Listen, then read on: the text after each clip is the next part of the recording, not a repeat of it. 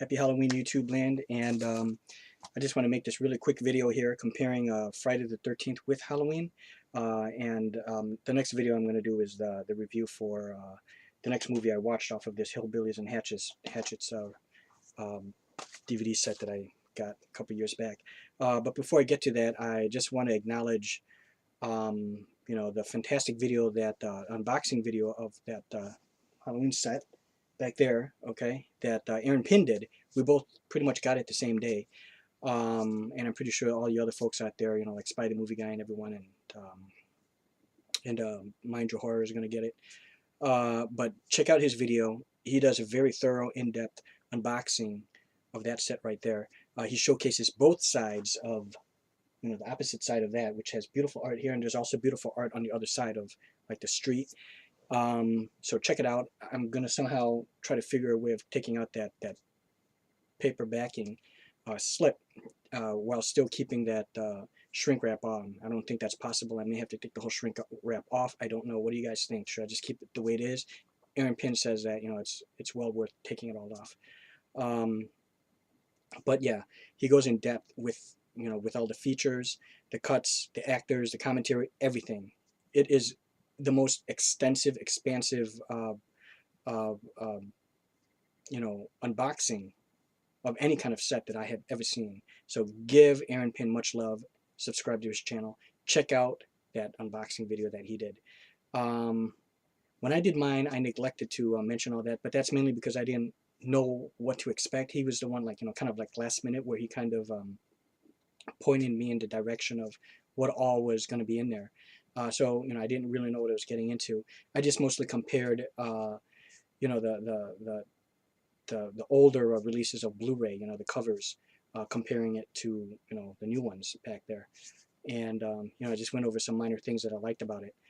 So rather than just discuss the what features are on there, because why would I do that when you can just head on over to Aaron Pin's channel and watch him? Because why would I do it when there's someone already out there that has done it better and could do it better. So I just want to kind of talk about Michael Myers and Jason, or Halloween and Friday the 13th, and why, if you can obviously tell, I picked up that set and I didn't have the Friday the 13th set, so I think which one I favor more. And I prefer Michael Myers, over I prefer him over Jason. I still love my Friday the 13th. Don't get me wrong, okay. But when it comes to Halloween, I feel as if the character of Michael Myers is more consistent than Jason. It seems like they changed a lot of the rules with him. For example, like in Jason Goes to Hell, suddenly he possesses you in some way that you have you eat his heart, and then he he's in your body, and now he can jump from body to body. So that was kind of weird. Even though I did like the beginning part of Jason Goes to Hell with the two teen couples in the tent.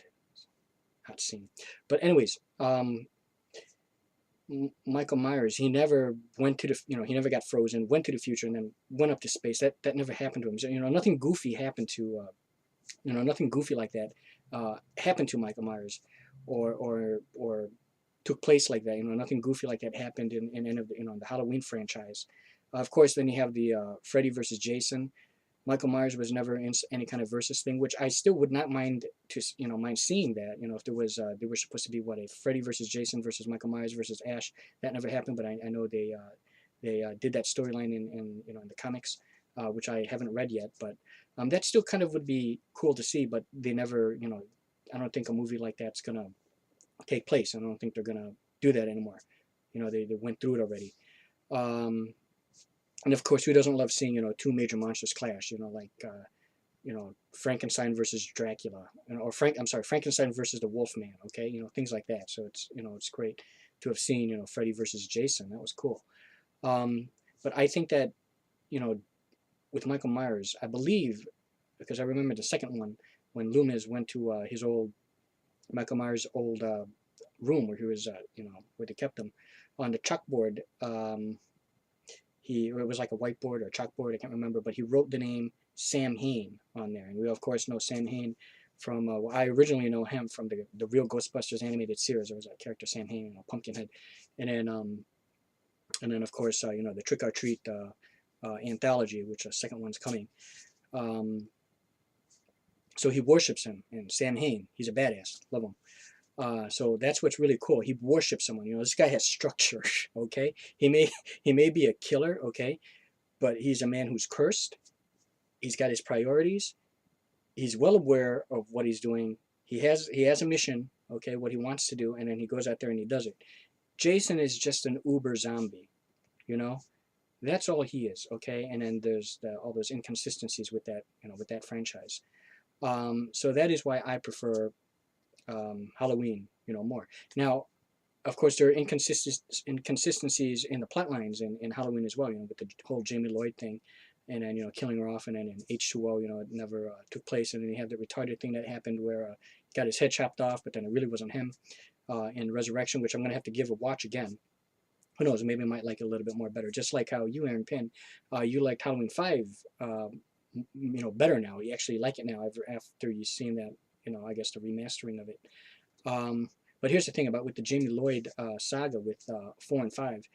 I really like her character, and I love my strong female leads. And this is the first time that you really see, well, not really a little child in peril, because you've seen that in Aliens. But I'm talking about a child in peril up against a slasher killer. Some maniacal undead, killer. With a knife that wants to kill you brutally, who shows who kills you indiscriminately. He doesn't care. He'll kill you in the same way that he would kill like a teen or an adult.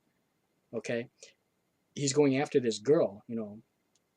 Danielle Harris's character, Jamie Lloyd, in the same fashion that he would come after like a teen. He doesn't care. And the situations that she was put in was just fantastical. It kept you on the edge of your seat, like in 4, directed by Dwight H. Little. Love his work. I loved, Mark for Death. One white boy against 2, brother. It's your turn. Or let's see. Oh, stop the blood clot crying. Everybody must dead. It's your turn. That's how that line went. Or what's some of the lines from there? Rastafari, where esta? It's the dead Udu, the white boy Acha. Okay. Or Screwface, he have 2 heads and 4 eyes, and that is the secret of his magic. Okay. Anyways, and then of course Rapid Fire. I've been after that file about my father for the last 10 years, and so far I haven't seen shit. That's how these people work. That's how Brandon Lee, how he was talking. You know what I'm gonna do? I'm gonna break your ribs. Oh no, okay. Let's back it up a little bit more. You saw me, right? Killed that chink fucker. What was his name? Ching Chong? I forget. I heard that he didn't die though. He still made it to the hospital. He was just like, oh, more or less. You saw me, right? I saw you. And then he hits him. You know what I'm gonna do? I'm gonna break your ribs, rib by rib, and then I'm gonna break your hands, finger by finger, and then I'm gonna break your legs. Knock yourself out. Knock yourself out. Okay, anyways, Dwight H. Little. Okay, Rapid Fire. Sorry, went off on a little tangent there. But and then he also directed, Halloween 4. And that whole rooftop scene was just absolutely tremendous, and I wish they didn't kill off that babysitter. I forgot what I think, yeah, I forgot her name. It might have been Tina. Was it Tina? It might have been Tina. The babysitter, in 4, and they killed her off in 5, which was a tremendous mistake. I absolutely loved the character. It would have made 5 even more better if they kept her alive, I thought. Now, getting to 5, I thought that, to me personally, and with 4, you can tell it's Dwight H. Little. He had to put, he's got those action sequences with the guns and with all the vigilantes coming together, trying to hunt down Michael Myers. Great stuff, love it. And I think that's the most action in the Halloween franchise, as far as I recall, right? But in the 5th one, okay, I don't know who directed it, but what I liked about it was it of course picked up with the Jamie Lloyd character. Love that character. You really see her in peril. Like there's a scene where she was trapped in the laundry chute thing, where down in the basement, and Michael Myers goes down there. He starts stabbing through that that aluminum, the metal, and he almost got her. She's standing on the top of the blade. Her feet. She gets out of there. She's like kind of cut up a bit. And in the scene, okay, at the end, when she goes up into the attic, she finds those corpses up there. The corpse of Tina, the dog, and I think someone else. She lies down in a coffin. And then Michael Myers, approaches her and is about to stab her. She goes, "Uncle," okay, and it kind of, causes him to kind of hesitate. "Uncle," and she gets up. Or she kind of gets up, and then he's kind of like he's confused, and he's like he wants to take his mask off, and then she goes, "Let me see." So okay, he takes his mask off. Or she's like, "Let me see," okay, and then he takes it off a bit. "You look just like me," okay, and then he's musing for a little bit. Musing over that, and then all of a sudden he just goes all ape shit. He loses it and he starts stabbing, like a maniac. And then she takes off. Great stuff. And that was at the same time almost a touching moment between Jamie Lloyd's character and Michael Myers. So yeah, give the fifth one another watch. Watch it back to back with 4 and then 5.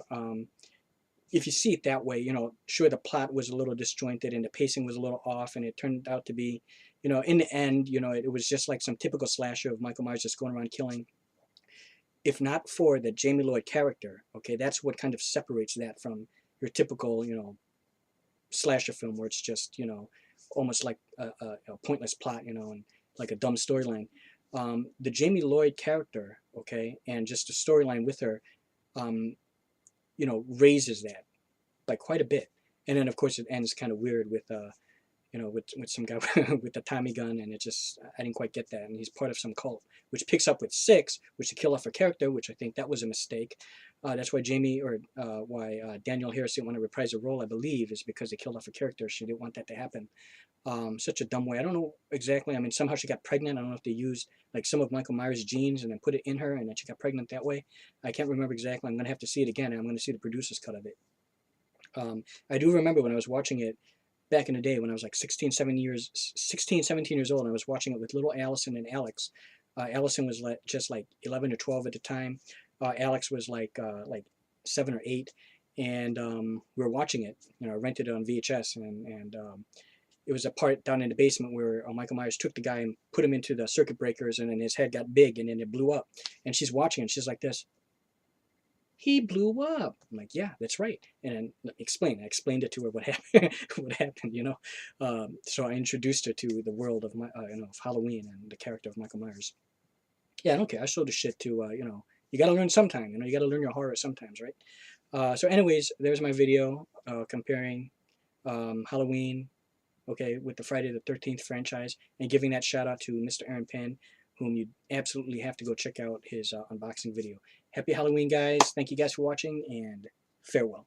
And I'm probably going to upload this on the Horror Globe as well. Thanks.